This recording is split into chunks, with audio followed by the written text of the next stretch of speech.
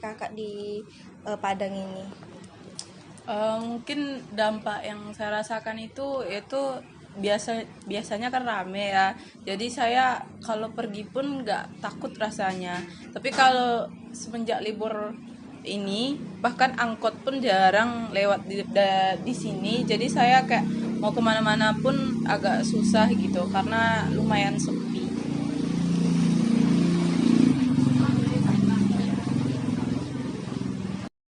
Nah, bisa permisal lihat sendiri keadaan sepinya, keadaan yang ada di sekitaran UNP, toko-toko yang tutup dan sepinya. Si Dimas kak. Dimas. Ya. Oke. Ini bang, kan bisa dilihat kan nih bang betapa sepinya mahasiswa di libur semester ini. Iya. Terus menurut abang gimana nih kalau misalnya libur semester ada pengurangan jumlah pembeli atau gimana? Kalau mahasiswa nih pada libur semester, kalau buat omset kita jauh lebih menurun dari seperti biasanya kak. Soalnya di sini yang kebanyakan mahasiswa yang untuk berbelanja di sini sekarang mereka udah pada libur. Ya, sekitar 80% lah kak menurunnya 80%. omset dari hari biasanya. Cukup banyak juga ya bang ya? Ya cukup banyak juga kak. Terus kalau misalnya libur semester ini abang tetap nunggu yang di dekat simpang PKM ini atau muter-muter Padang? Ya kalau abang sih lantaran di sini udah sering, ya tetap di sini juga kak. Walaupun pengunjungnya sepi gitu. Walaupun pengunjungnya sepi. Ada nggak niatan abang kalau misalnya untuk tutup sementara selama libur semester? Kayaknya enggak kak. Terus ini menurut abang gimana nih untuk toko-toko yang memilih tutup pada libur semester? Ini kalau yang buat toko-tokonya kak, daripada dia menghabiskan modal lah ibaratnya kak. Rata-rata kan di sini mahasiswa yang banyak pengunjungnya. Dia kalau dia tetap buka otomatis dia pasti bakalan rugi lah kak. Oh. Apalagi yang masak-masakan. Mahasiswa udah pada libur, otomatis masakan pasti tersisa banyak dan akhirnya terbuang sia-sia kan. Iya. Otomatis untuk menghilangkan modal dia jadinya. Belum lagi untuk karyawannya lagi kak. Iya. Oh iya benar juga ya kalau Iya. misalnya bakal banyak pengurangannya. Itu rata-ratanya tuh kak di sini rata-rata kebanyakan yang tutup daripada buka lagi kak. Iya banyak bisa dilihat teman-teman betapa tutupnya para pengunjung yang ada di sekitaran UNP Padang ini. Ini kalau misal libur semester, abang sampai tutup sampai malam atau dari jam berapa bukan? Kalau ketika libur semesternya kak bukanya dari jam 10 ya palingnya sampai jam 5 sore lah kak. Kalau misalnya nggak libur semester? Itu biasanya dari jam 10 karena nyampe jam 10 malam kak. Dan pengunjungnya juga lebih banyak ya? Pengunjungnya pun lebih rame. Baik, terima kasih ya bang atas waktunya. Ya sama-sama.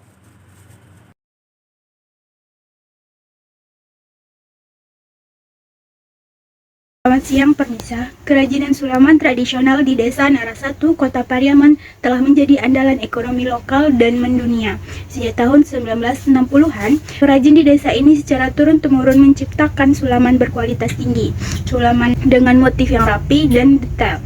Produk mereka mulai dari busana pengantin hingga aksesoris kini dinikmati di berbagai daerah dan luar negeri. Sebelumnya terima kasih Ibu telah menyempatkan waktu meluangkan waktu untuk saya. Perkenalkan saya Salsa Maharani dari mahasiswa Universitas Negeri Padang. Tujuan saya di sini ingin mewawancarai Ibu mengenai kerajinan sulaman ini. Ibu sendiri bisa memperkenalkan diri. Nama Ibu Bahirni. Kerjaan sehari-hari sulaman. Motivasi Ibu untuk menjadi perajin sulaman ini. Dia supaya dan mengembang untuk masa depan, maksudnya untuk anak-anak awal nanti kan. Di mana Ibu biasanya melakukan pekerjaan sulaman? Di rumah. Kapan Ibu mulai belajar menjahit sulaman ini? Ini kalau bisa aku menjahit, awak kan nggak bisa menjahit. Nah itu caranya. Dari ketek. Jadi kita. Siapa yang mengajari Ibu teknik sulaman ini? Dan Ibu belajar sendiri atau ada orang yang mengajarkan Ibu mengenai sulaman? Iya, ada orang ngajar, ada orang cipta awak kan gitu. Ya. Berarti bisa sendiri. Insya Allah. Dari mencari-cari. Terus mengapa Ibu bisa memilih menjadi perajin sulaman ini? Ya, saya kan orang apa penggalir dari siku kan kaku tinggi. Nah, jadi ini langganan gitu kan gitu. Nah, ya. Nah, macam-macamnya kan ada yang untuk pelaminan. Nah, itu udah lama memang. Mak ko ba? Kalau untuk jamba aku menjelekan Lomba untuk barale. untuk barangnya. Nah, ya, karena ada untuk kadang-kadang lagi ada setting belakang kan. Nah, kau bang apa bukti ada betul kan? Dua ada aku mau apa? Kira apa? Jadi yang Butik, pesan. nah, kira butik namanya.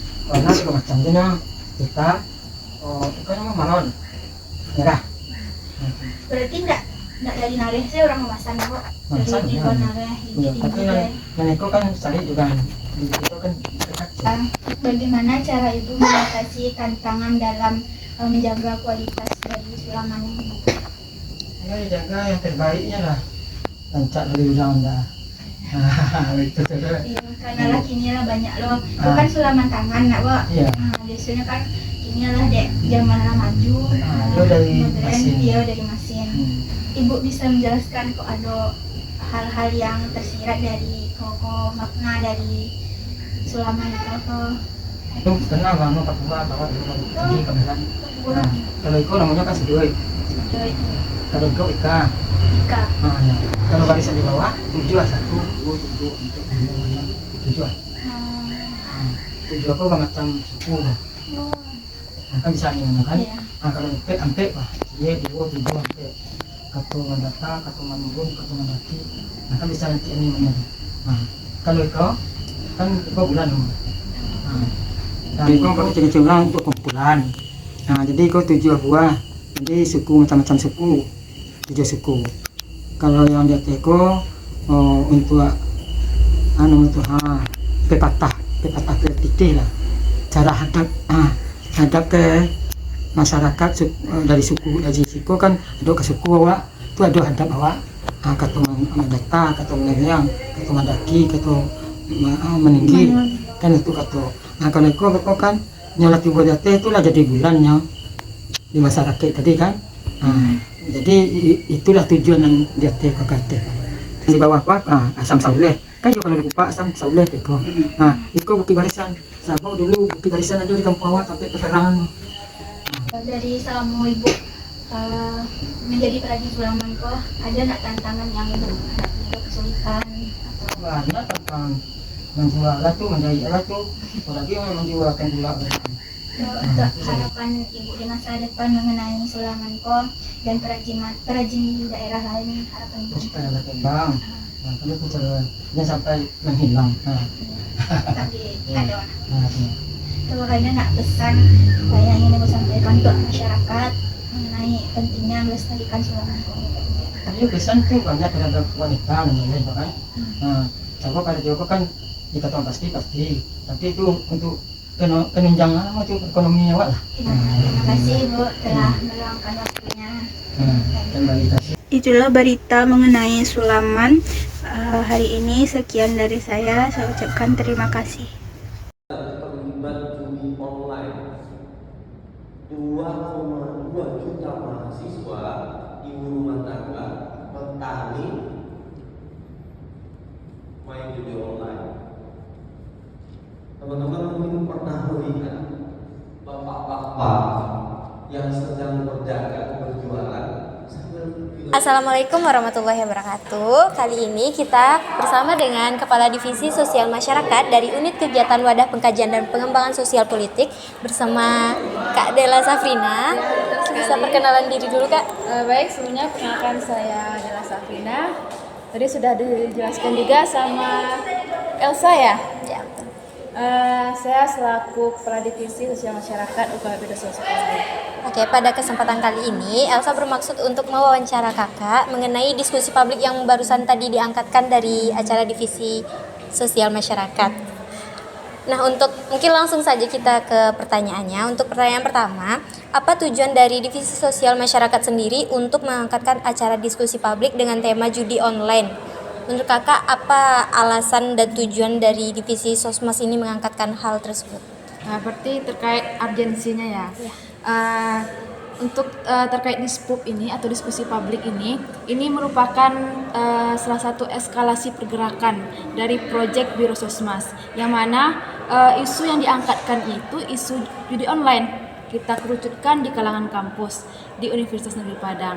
Nah, pada hari ini kita adakan diskusi publik judi online ini dikarenakan kita melihat banyaknya mahasiswi UNP yang ikut dalam bermain judi online tersebut. Nah, padahal seharusnya mahasiswa itu dia itu harus memberantas hal tersebut, namun dia ikut terlibat. Itu makanya itu urgent sekali ini diangkatkan untuk juga mengedukasi kepada mahasiswa agar kita itu seperti yang saya katakan tadi, kita berantaslah gitu judi online tersebut gitu. Itu salah satu eskalasi pergerakannya dari kami BPD Sospol. Oke. Nah, untuk pertanyaan selanjutnya, apakah acara yang sudah diangkatkan hari ini itu berhasil atau sesuai dengan harapan? Coba jelaskan menurut pendapat Ibu sendiri. Berarti bicara terkait indikator. Iya. Indikator. Untuk indikator dari diskusi publik kali ini itu sudah sesuai dengan indikatornya. Karena apa? Yang pertama kehadiran peserta. Sesuai terakhir kami melihat bahwasannya absensi peserta itu 60 peserta. Dan itu sudah mencukupi indikator keberhasilannya. Dan juga antusias juga dari peserta, ada yang bertanya segala macam dan menghangatkan forum di sana. Jadi saya rasa dan pematerinya juga sinkron juga ya, dengan apalagi kita dari mahasiswa yang hadir tadi itu tuh di kalangan Gen Z, jadi sinkron gitu pemikirannya. Jadi mungkin indikator keberhasilan itu berhasil untuk dari saya sendiri gitu. Oke, baik. Terima kasih banyak ya Kak atas waktunya. Mungkin hanya itu pertanyaan dari saya. Terima kasih banyak atas waktunya. Saya akhiri. Assalamualaikum warahmatullahi wabarakatuh. Apakah kekurangan lahan parkir mempengaruhi kegiatan mengajar atau bekerja Bapak? Kalau untuk kerja Bapak memang belum mempengaruhi. Misalnya kalau lahan parkiran di sekarang kan berserakan, sedangkan mahasiswa kebanyakan bawa motor. Bisa dibilang kan bawa motor, macam skuter saya enggak. Jadi kalau untuk apa tadi satu lagi? Termasuk juga pengaruh lah dari cara mengajar apa dan kayak dosen pun mau parkir susah. Jadi kalau untuk lahan parkir memang harus ada lah solusi yang bagus.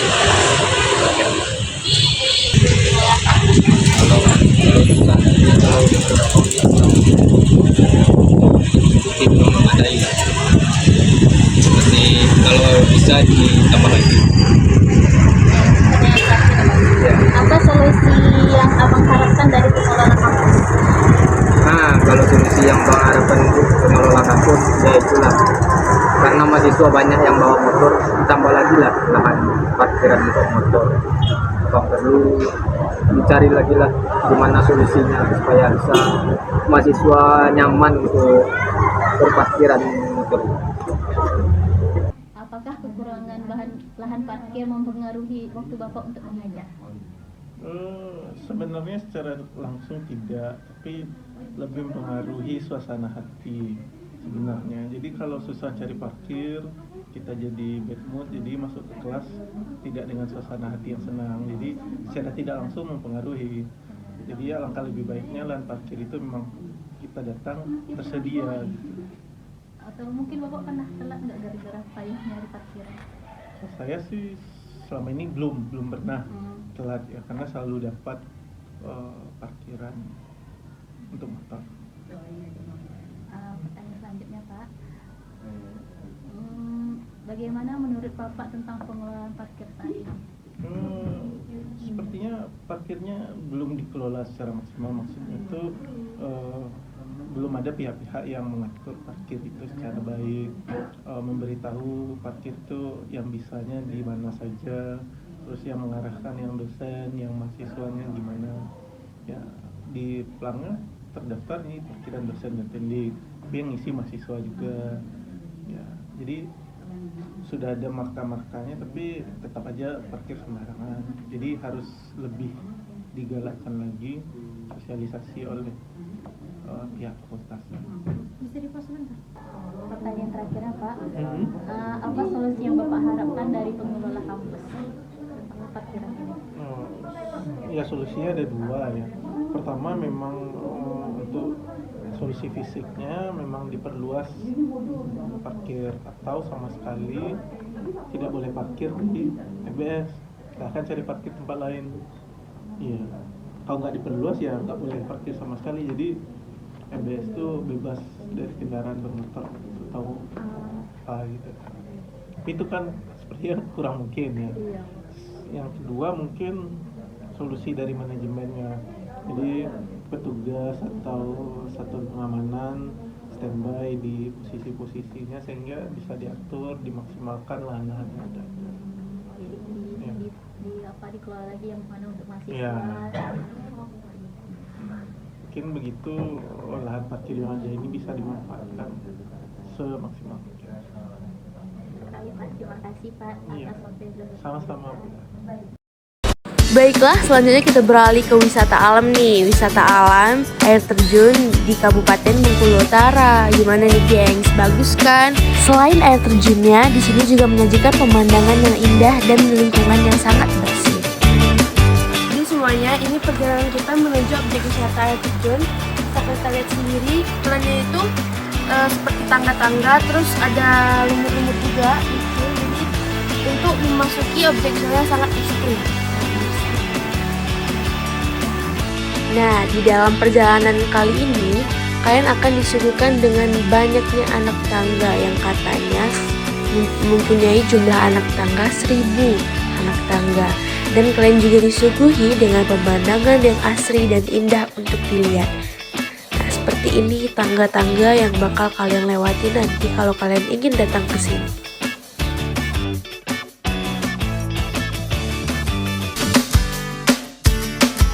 Jadi ini kita sudah hampir mendekati air terjunnya, dan kalian bisa dengar sendiri suara air terjunnya yang di bawah ya.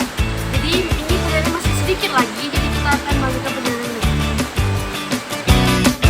Nah, sebelum kita menuju ke air terjunnya, kita bakal tanya-tanya dulu nih ke wisatawan lokal bagaimana objek wisata air terjun ini. Jadi kita akan mencari seseorang yang bisa kita wawancarai. Ikuti terus ya, gengs.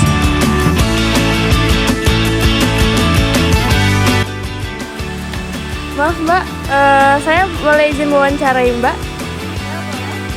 Saya ingin mewawancari tentang air terjun di Palasiring ini. Yang pertama, apa daya tarik utama dari lokasi ini ya? Daya tarik utamanya ya pasti air terjunnya dong. Bagaimana upaya warga lokal dalam mempromosikan wisata ini?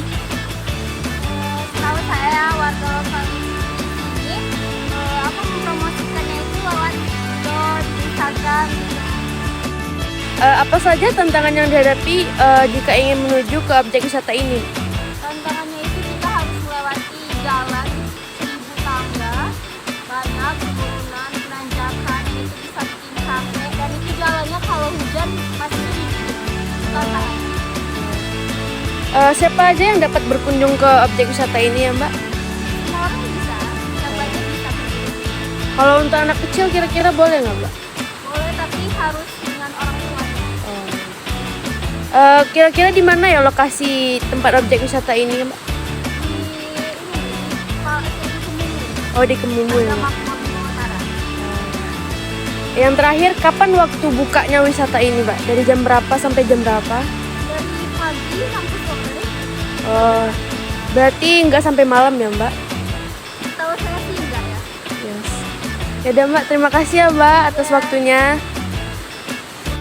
Baik semuanya, kali ini saya sudah dekat dengan daya terjunnya. Kalian bisa lihat sendiri di samping kanan saya sudah ada sungai yang mengalir deras, dan di samping kiri saya juga ada sungai.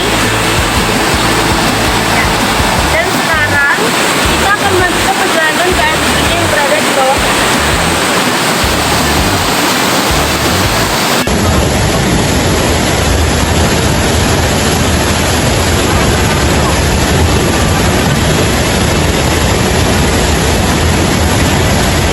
Nah, gimana Gimana menurut kalian nih gengs? Kalau kalian ingin langsung melihatnya, kalian bisa datang di Kabupaten Bengkulu Utara, tepatnya di Kemumu ya gengs.